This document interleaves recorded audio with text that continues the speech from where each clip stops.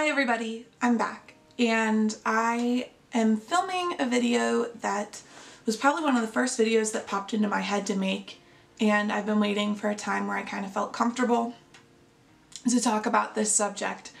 And this is something that I think a lot of people can benefit from and a lot of people can learn from. So I'm just gonna go into it. I'm gonna be talking about the story of losing my dad, and I'm gonna be talking about how I've been coping with it and what it's like over a year out from it, and just kind of talk about my experience, and hopefully it'll help people who are going through the same thing. So I'm gonna get into the story. It was September 5th, 2016. It was Labor Day, and I was hanging out with my boyfriend in my room, and I kept getting all of these text messages from my aunt asking to meet me on campus. So eventually she says, you know, you need to come meet me, and I went out and I met her and my uncle, and they told me to sit down and told me that there had been an accident. My immediate thought was that the accident was something with my grandma. I don't know why, it just was, and they told me that it was my dad, and I asked if he was okay and if he was in the hospital, and they told me that he didn't make it. So after they had told me, my aunt took my phone and called my boyfriend, who was waiting in my room, and he came over to where we were and walked me to the car, and I went home. There were cars in my driveway, and there was no trace of my dad or anything, and I got out, and the first person I saw was my mom. She explained to me what happened.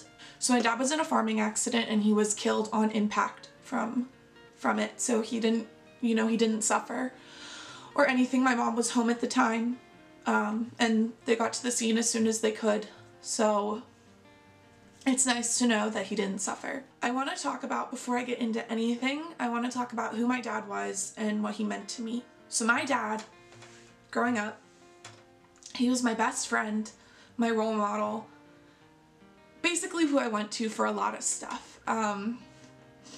I get my sense of humor from my dad. I look a lot like him too, so if you look at pictures of him from back in his youth, I look a lot like my dad. He was a Sunday school teacher for as long as I can remember. He was a very godly man, and he is where I got all of my faith from.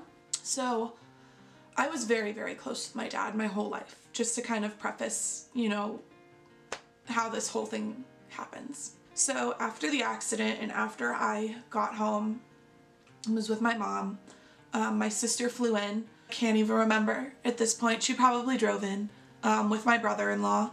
That whole week, since he passed away on Labor Day, it was a Monday, so that whole week I did not go to school. I stayed home, and we planned the viewing, the funeral. We looked through pictures to make the funeral video that would be played while people were waiting in line for the viewing. Honestly, I couldn't tell you a lot of things that happened that whole week. It was a blur, a lot of it. My best friend, who at the time lived in California, she flew in from California to come with me. We had a lot of really amazing people come and help us. They made us food, they came in and helped to just cheer us up. I have someone in my life who had lost her father at a young age as well, so she would help me a lot, which was really nice to have. So I'm just gonna kind of do the timeline of events. So you know, you plan the viewing and the funeral, you pick out the casket, you go to the funeral home. It's really hard. We didn't know if my dad was going to have an open or closed casket because of the accident. But luckily, they were able to do a really good job, and the casket was open, and we were able to see my dad look a lot like how he did. So we were able to see my dad look a lot like he did before he passed away, because luckily we were able to have an open casket, and that was something that we really had hoped was able to happen. So come the viewing, it was the longest day of my life. I don't remember who came through the line at all. It was constant. My dad was a really well-loved man. He was involved in everything. He knew everyone. So I don't remember most of the viewing. It was a pretty, I don't know, shocking day. You know, you stand in line and you shake hands and you hug people you don't even know, who knew my dad or who knew my family members who had come through. So it was really, really long. Something that was really hard about it was the fact that, you know, it hadn't set in for me that he was really gone. So after the viewing was finally over, we had the funeral the next day. I said my final goodbye. They closed the casket. We walked into the church. I didn't think that at 19 I would be giving a speech at my dad's funeral, but I did. While I was giving the speech, I looked out into the church and the pews were filled. They were filled with people who knew my dad and loved him, and people who loved us. It was amazing to have that support system with me during that time. After everything had happened, I went back to school, and it was hard, but it wasn't impossible. Luckily, I had a lot of amazing people on campus, because I live on campus, who could help me, and it was really easy for me to get home because I only live like half an hour away from where I go to school. So it was really, you know, a blessing to have all of these supportive people. Now, what makes my situation kind of unique, and not necessarily super unique because it happens to a lot of people, but when I was on campus, you know, I wasn't talking to my dad every day. I wasn't actively thinking about him. So when I moved back into school, nothing really here had changed. And when I was, you know, at school, people kind of looked at me a little bit differently. They felt really bad for me. They gave me a lot of sympathy, which was amazing. It was great to have that support system. But other than that, like, nothing really had changed. I'd come to school and I would go to events, and it felt like it was before I had lost my dad. Probably the hardest part of the whole going back to school process was actually coming back home, because back home, everything reminded me of my dad, because everything at my home had always had my dad at it. So I can remember, you know, going to the barn, which is where he liked to spend a lot of his time, and just not being okay, you know, really missing him. But like I said, it didn't set in unless I was at home. Now, there were still times at school where I would lose it and, you know, be kind of inconsolable, but I didn't let people see that part. I really tried to stay strong throughout the entire process. So I tried not to cry in front of people as much as I could. That was something that I didn't want to do. And when I went home, you know, I put on this happy face, like everything is okay, and it wasn't. But I didn't want to talk it out. And that's really bad. It was a really bad coping mechanism on my part. It didn't do me any good to do that. I want to talk about how the fact of the matter is every single day is a battle. So when you're grieving the loss of a loved one, every single day there's going to be something that hurts. Some days are going to be way easier than others. You know, specifically birthdays, anniversaries, holidays, those are all really, really hard. It's really hard to wake up on a day that has a lot of significance. It's hard to, you know, wake up on Christmas morning and, you know, my dad's not there.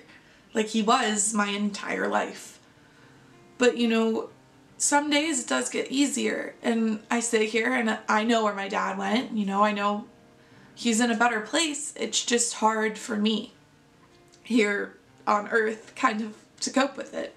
I want it to be very clear that, you know, despite being okay sometimes and putting up this strong front all the time, I miss my dad. And it's okay to miss someone that you lose. I've had to come to terms with the fact that I am never going to have a father-daughter dance. My dad is never going to walk me down the aisle. My dad would have been a grandfather this past December because my sister had a beautiful baby boy. He's never going to see that. And I miss him every single day. Just because sometimes I seem okay, it doesn't mean that internally I'm not fighting a whole different battle that people don't know about. And this goes for anyone. Anyone can be grieving, and you don't know what kind of battle they're fighting. So please keep that in mind. You know, everyone grieves in their own way. And let them. If that way's not hurting someone, let them grieve in the way that is best for them. You need to realize that life is so short. You never know if you're going to have tomorrow guaranteed or if your loved one is, and I know that the extremely hard way. So please, with everything in me, I'm begging you to cherish life, to tell the people that you love them, to make positive memories and live it to the fullest. I'm very lucky that the last memories I had with my dad were really positive. Some advice I have for people who are grieving is to keep the good memories there. You know, don't forget about them. Relive them, you know, in your mind and think about it and reflect on it. I love to think about the really positive times I have with my dad. Does it make me cry? Yeah. But it's really nice to keep those memories fresh and in my head. Whenever you lose someone, there's going to be moments where it's really, really hard. And it's going to come out of nowhere. And take my advice, it's okay that it comes out of nowhere and then you start crying in the middle of the grocery store because you hear a song. That's a big thing for me. My dad loved music, so if I hear a song that he loved, a lot of the times, you know, I'll start crying. It's okay. It's okay to have moments of weakness, and it's okay to miss the people that you love. There's nothing wrong with that. And then a message for those of you who haven't gone through loss like this, who don't know the feeling of losing someone really, really close to you. And even if you have, appreciate what you have and appreciate the people in your life. You never know when it's going to be their last moment, and you don't realize how lucky you are to have those people in your lives. Thank you for listening to my story, and I'm always open to talk. So if you need to talk, you can leave a comment down below, or you know, you can message me on one of my social medias. I'll include that at the end of the video, like always. But I just really want to thank you guys for listening, and I hope you guys have a great day. And remember, appreciate what you have. Bye.